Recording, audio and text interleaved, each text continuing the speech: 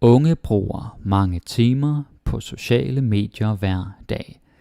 Er det en bekymring, vi bør tage alvorligt? Helt grundlæggende er det et problem for koncentrationen. Mange unge tjekker deres telefon konstant. Det ændrer ikke på, at det er en stor del af deres liv, men det stjæler meget tid fra lektier og søvn. Men er det ikke bare deres måde? Er det ikke bare deres måde at være sammen på i dag? De føler sig jo ensomme, hvis de ikke er online. Man kan også se det på en anden måde. Selvom de er sammen online, mangler de den fysiske kontakt. Det er ofte sådan, at jo mere tid man bruger på skærmen, jo mindre overskud har man til virkelige samtaler. Det kommer helt an på, hvordan man bruger platformene. Skal forældrene så sætte regler for deres forbrug, eller er det de unges eget ansvar? Pointen er bare, at teenager har svært ved at styre det selv. Appen er jo designet til at gøre dem afhængige. I mange tilfælde hjælper det, hvis forældrene tager snakken tidligt. Det er dog værd at nævne, at forældrene ofte selv sidder med deres telefon hele aftenen. Så du mener, at de voksne er dårlige forbilleder? Ja, præcis. Det korte af det lange er, at vi alle skal lære at lægge telefonen væk. Set i det lys er det en udfordring for hele samfundet, ikke kun de unge. Very nice, so let's go up, let's see what we got here. So some things are very useful. Now it's a very common topic, like social media, young people using it too much, all that kind of stuff. Alright, let's see.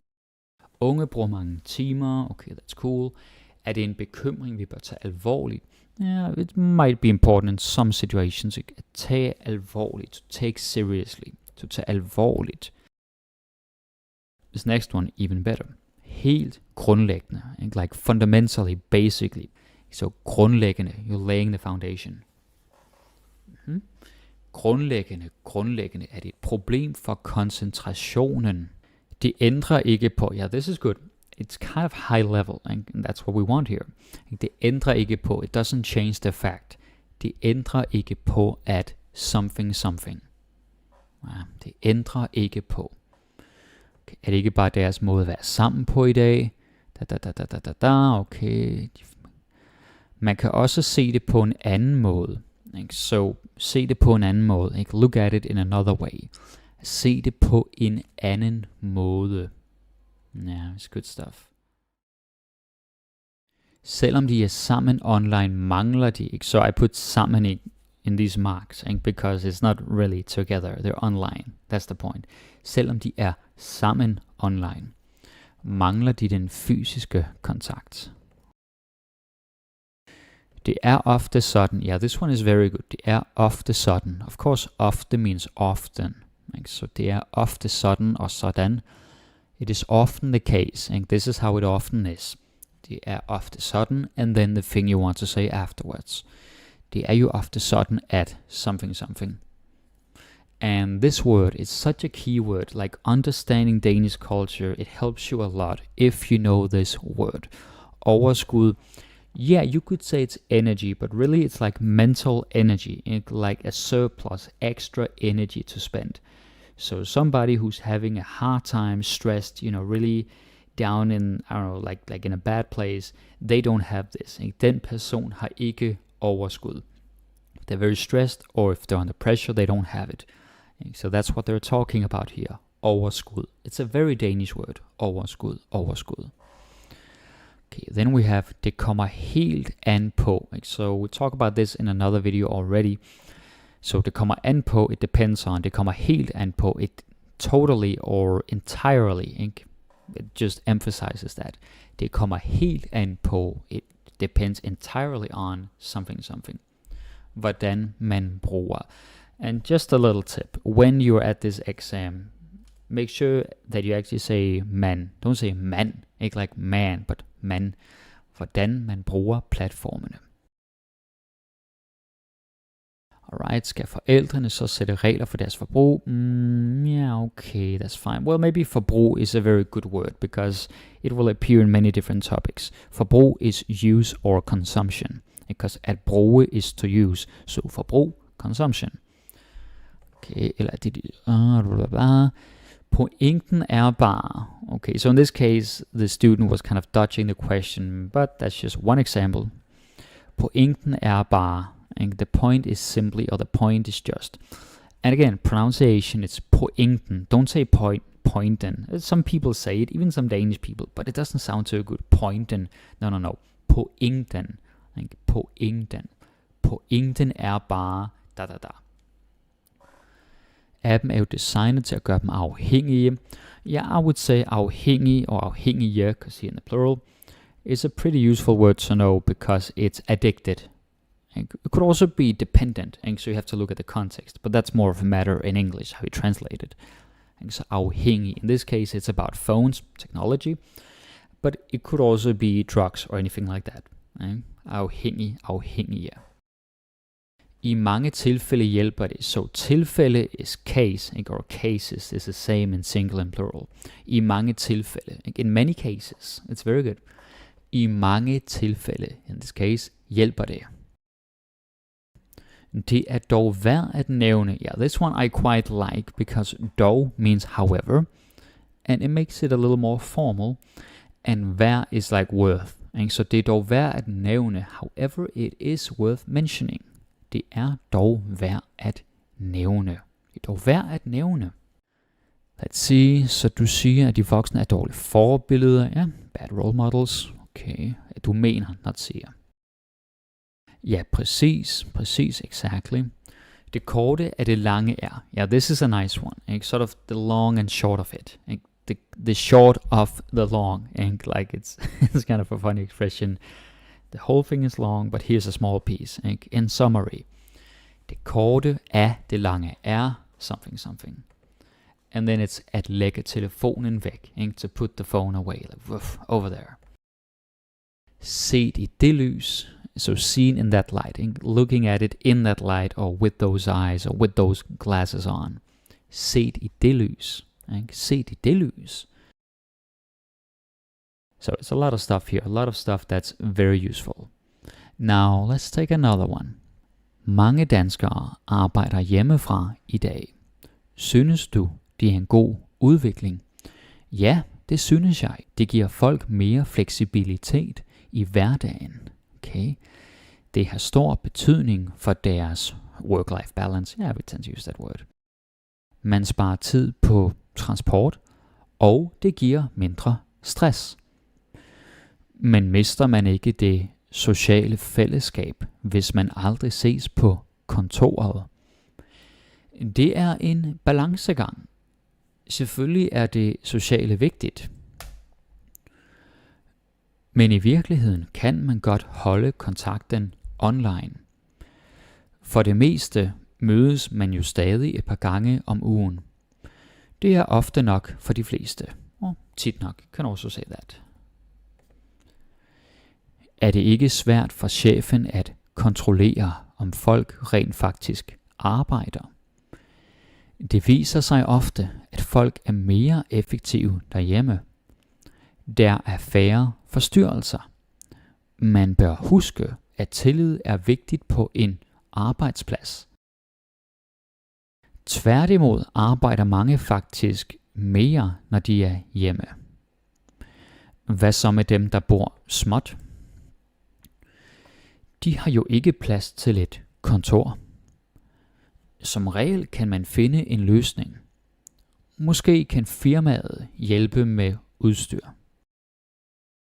Could be firma, could be virksomhed, could be arbejdsplads. There are different variations. Ikke? Virksomheden og arbejdspladsen. Alt i alt mener jeg, at friheden er vigtigere end pladsen. Alright, so let's take a look. Let's scroll back up and see what we got. Okay, so this thing, right? Many people are working from home. Synes du, det er en god udvikling? Or maybe before that, let's just take the whole key. And that is, of course, at arbejde hjemmefra. To use the infinitive. At arbejde hjemmefra. To work from home. En god udvikling, a good development. Udvikling is sort of development, but it's also evolution. Jeg udvikler mig, I am evolving, but you could also say at udvikle noget, to develop something. Hverdagen is a very good word. If you're talking about like everyday lives, hverdagen. Ja. I hverdagen. Det har stor betydning for. So we talked about this already, but basically it has a great impact. It means a lot. It makes a big difference. Det har stor betydning for deres work-life balance. This is an English word, and personally I don't really like it. But many Danish people, they use English words because they find them cool or whatever. So that is unfortunately a trend. Work-life balance. Man sparer tid på transport, og det giver mindre stress. Yeah, this is also a thing we talk a lot about in Danish society. Stress, mindre stress. Yeah, we're kind of obsessed with stress, to be honest. Men mister man ikke det sociale fællesskab, hvis man, okay, yeah, this is a good one, det sociale fællesskab, and in some cases, you might just hear it as fællesskab. It's not always paired with social or sociale. Fællesskab is community, like together as a group. Fællesskab. Det er en balancegang, ja, we had that earlier, det er en balancegang, it's a balancing act. Selvfølgelig er det sociale vigtigt. Yeah, notice here how it doesn't say det sociale aspekt, og det sociale element. It's okay to just say det sociale. We don't have to say or to put a noun after that. Det sociale is clear enough. We know what it's about. I virkeligheden, yeah, we also talked about this one before, in reality, men i virkeligheden. And then of course there is inversion. So remember this, when you're having this oral exam and you're standing there and you have to, speak, you also have to use correct grammar. I virkeligheden kan man, because i virkeligheden is about a location. Right? For det meste, again we touched upon this earlier, for det meste, for the most part, mødes man jo stadig et par gange om ugen. Det er ofte og tit nok for de fleste. Er det ikke svært for chefen at kontrollere, om folk rent faktisk arbejder? Ja, okay, that's good. Det viser sig ofte, yeah, we also had this one earlier, det viser sig, but it doesn't hurt to have a little bit of repetition here. Det viser sig ofte, it often turns out, because vise means to show, so sort of it shows itself, it turns out. Det viser sig ofte. Der er færre forstyrrelser. Now, I want to touch on this, not because it's so advanced, but because I find that many learners, including my own students, they almost never use this word. Like, for some reason, they tend to not use it at all. Færre is fewer, so something countable, because if there's more, it's flere. So if there's fewer, it's færre. Færre forstyrrelser. Man bør huske, and yeah, we had this earlier, and just as a general note, bør is of course should, like you ought to do this thing. Man bør huske, one should do something. And tillid is such a big word in Danish culture. Tillid is of course trust or faith. Faith. So tillid, at have tillid til, to have faith or trust in. Tillid. It's such a key word. And also it helps you to pass these exams if you actually understand Danish culture a little bit better. So yeah. Tværtimod, on the contrary, yeah, we talked about this already. Hvad så med dem? Yeah, this is just in general, not just for exams, but hvad så med? Well, what about these? And like you talked about one group, but what about the other one? Hvad så med mig? Hvad så med ham? Hvad så med det? Then what about him? This, that, whatever. Hvad så med... Yeah. De har jo ikke plads til et kontor. Okay, plads til kontor. Som regel kan man finde en løsning. It's like very solution oriented. Måske kan firmaet, virksomheden, arbejdspladsen hjælpe med udstyr. Okay. Alt i alt mener jeg. So again, all in all, like with all this being the case, this is what I believe. Alt i alt mener jeg. Yeah, so this was once again one text, well, 2 of them. We talked about a lot of stuff. So this is something that will help you when it's time for the exam. It's gonna help you for sure. Mange elever er trætte efter en lang skoledag. Synes du, at skoledagen skal være kortere? Ja, det synes jeg.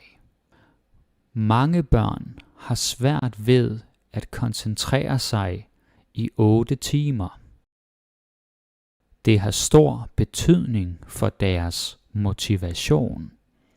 Hvis dagen er for lang, lærer de faktisk mindre til sidst. Men hvis de har fri tidligt, lærer de så nok dansk og matematik. Det er en balancegang. Kvalitet er vigtigere end kvantitet. I virkeligheden kan man nå det samme på kortere tid. Man skal bare planlægge undervisningen bedre.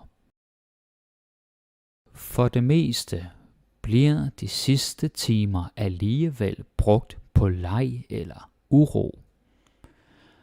Hvad skal børnene lave, når de får tidligt fri? Deres forældre er jo stadig på arbejde. De kan gå i SFO eller til sport. Det viser sig ofte, at børn har brug for at bevæge sig efter skolen. Det giver dem mere energi. Man bør huske, at fritid også er vigtig for et barns udvikling. Vil det ikke blive dyrere for kommunen, hvis børnene skal være længere i SFO? Jo, måske. Men tværtimod sparer man penge på lærere i de sene timer. Som regel er det en god investering at prioritere børns trivsel. Alt i alt mener jeg, at kortere dage giver gladere børn. Alright, so let's look back here because there are some words that are very useful pretty much no matter what you're talking about. So of course, synes du is the basic way of saying do you think. And it's kind of simple. Det synes jeg. Now this one, det har stor betydning for, is very useful because as you can see, it means it has a great impact. So it's something that means a lot. Stor betydning for. And it's something at a higher level. So if you can use this correctly, it's definitely gonna get you some points. Then this one down here, det er en balancegang. So balance is of course balancing. So balancegang is balancing act. It's the art of balancing something. Balancegang. It's a very good word to know if you want to have a Danish conversation at a higher level. So here we have i virkeligheden.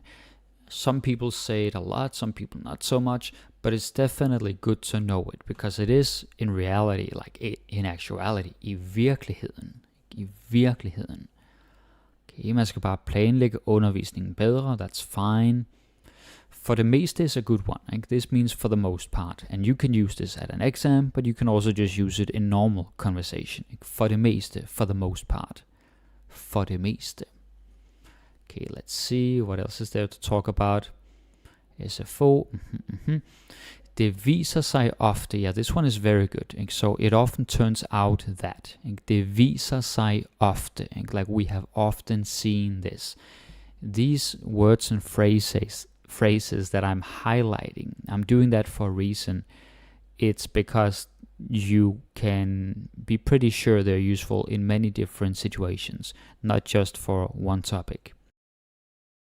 Man bør huske, that is another good one. Like one should remember, like don't forget, keep this in mind. Man bør huske, very good stuff. Så vil det ikke blive dyre, okay, that's fine, jo måske, let's see. Tværtimod, that's a good one. Tværtimod, on the contrary, men tværtimod, it's a very good one. And then you have som regel, som regel, generally or usually, as a rule. Som regel, is a pretty good consolation to know. Som regel. And then finally in this piece, alt i alt. Of course, alt i alt is all in all. Like in conclusion, when you take everything into consideration, this is what I think or what I believe. Ikke? Alt i alt. Yeah, very nice. Okay, so this one I read kind of slowly because I want to make sure that you can understand everything that I'm saying. Okay, super. Let's do one more. Let's see what we got here. So this one is also about something kind of relevant, and is something you might encounter at the exam. So you have to assume that this is the conversation after you already talked about your topic, right? And the same thing with the other one.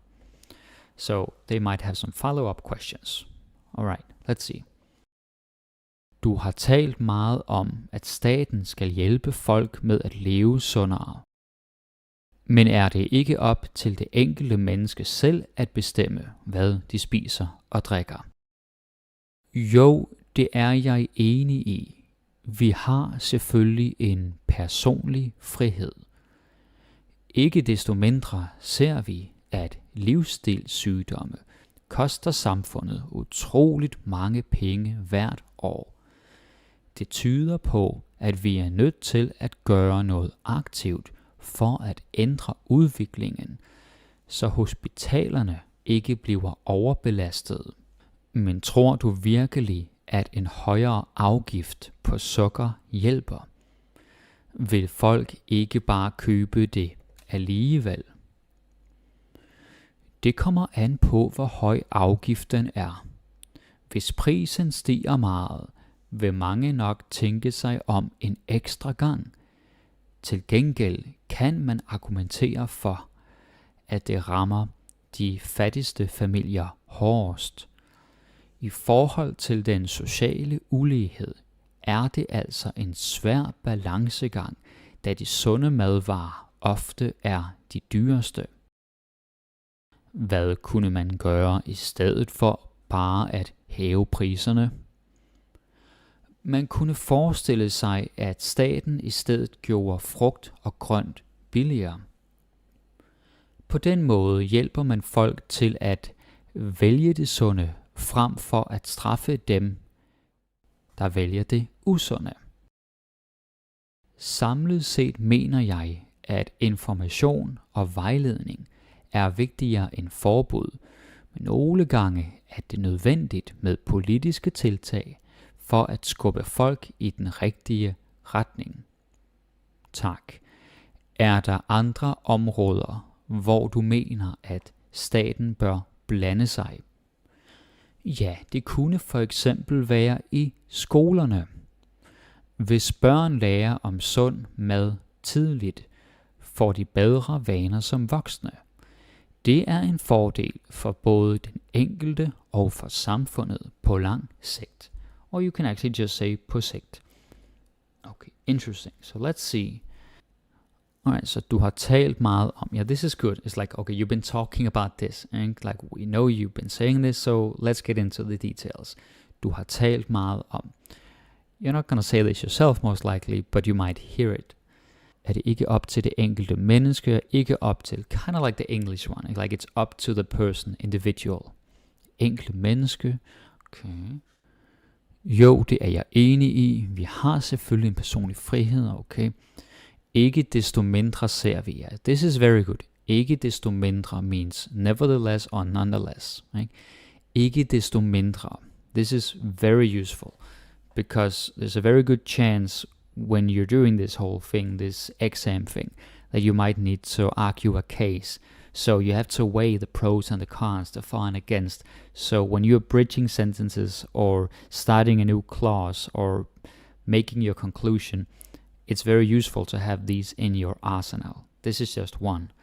Ikke desto mindre. Ikke desto mindre. Det tyder på, yeah, this is also good. Det tyder på, this is suggesting, or this suggests like something. Det tyder på, yeah, like it's indicating, it's hinting at something. It's pointing to a certain conclusion. Det tyder på. Nice. Ændre udviklingen. Ja, okay. Tror du virkelig, at en højere afgift på sukker hjælper? Now, afgift is just a single word, and it's not something you can use in every single context, but it is something that's still useful because it means tax or like extra, basically like a tax, like something that makes the product more expensive. Afgift. So there are many different conversations where this word might appear.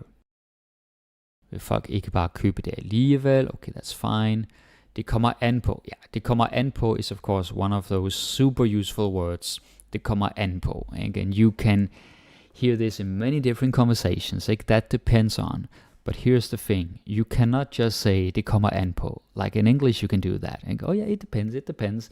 No, in Danish you gotta say det kommer an på. And then the thing it depends on. Det kommer an på, hvor høj afgiften er. That's very important. Right, Vil mange nok tænke sig om en ekstra gang? Yeah, so this one is also good to look at for a second. Ikke? At tænke sig om en ekstra gang is to like think twice. Ikke? To like think once more before making a decision. Ikke? En ekstra gang, one more time, one extra time. Ikke? At tænke sig om en ekstra gang. Very good. Til gengæld, so good. Til gengæld means on the other hand. Til gengæld, on the other hand. So again, when you're making arguments, it's very likely that you have to look at pros and cons. So this is good to remember. Til gengæld kan man argumentere for, also very useful. Ikke? Argumentere for, you can argue, you can make the case. Do note that this is only argue that you're making an intellectual point, an intellectual case. You don't say it when you're arguing or fighting or like that in the very, aggressive emotional manner. That is something else entirely. And this is about presenting an argument. I forhold til den sociale ulighed. Yeah, this is very interesting. So sociale ulighed, right? Or den sociale ulighed is of course social inequality, the social inequality. And so that's a big deal in a country like Denmark. Den sociale ulighed. And so it's something that we talk a lot when it's about politics or just society as a whole. And i forhold til, right here, is also useful. Like in relation to, i forhold til. Maybe you already know that forhold is both relation but also relationship. Right? Balancegang. Yeah, we had that earlier. Very useful. Let's see. Hvad kunne man gøre i stedet for bare at hæve priserne? Yeah, okay, it's cool, but it's not super essential. Man kunne forestille sig. Okay, this is good. Man kunne forestille sig. One could imagine. This is nice. If you want to be a bit of a visionary or thinking creatively, problem solving. Man kunne forestille sig at something. One could imagine. Samlet set is also good. So samlet set is like overall, because at samle is to like collect or gather. And so everything together, here is my conclusion. Samlet set. Samlet set. Mener jeg. Mener is believe. But not believe like, oh, I believe in this, but more like this is my belief, now that I've studied this. And knowing what I know, this is what I believe. This is what I think. Vejledning. Yeah, vejledning is also a pretty good word. And so guidance. Vejledning, because vej is way or road. And so like to guide someone, at vejlede dem. Vigtigere end forbud. Ja, forbud, ban or prohibition. Politiske tiltag. This is also very good. So like political measures. Yeah, tiltag is like, measure, decision, move. Something they do on a political level. Politiske tiltag. Politiske tiltag. Very nice. Let's see here. At andre områder, hvor du mener, staten bør blande sig. Again, in a very political arena. Staten, ignore the bør for now. At blande sig is to interfere or meddle. So it has maybe not the most positive connotation, but it is something people talk about. Bør blande sig, should it intervene or interfere or meddle. Staten bør blande sig. Det kunne for eksempel være i skolerne. Okay. Yeah, let's see. Yeah, could for example be. Det kunne for eksempel være. Det kunne for eksempel være. Very good. Hvis børn lærer med. Okay, cool. Det er en fordel for både den enkelte og samfundet på lang sigt. And again, we don't have to say lang sigt. Actually, you're just supposed to say sigt, but many Danish people say på lang sigt, so it's kind of both right and wrong at the same time. So den fordel is a benefit. Yeah, fordel means benefit or advantage. Very good stuff. Alright, so this was an example, actually it's two examples, two conversations, what it might be. Of course you don't know the exact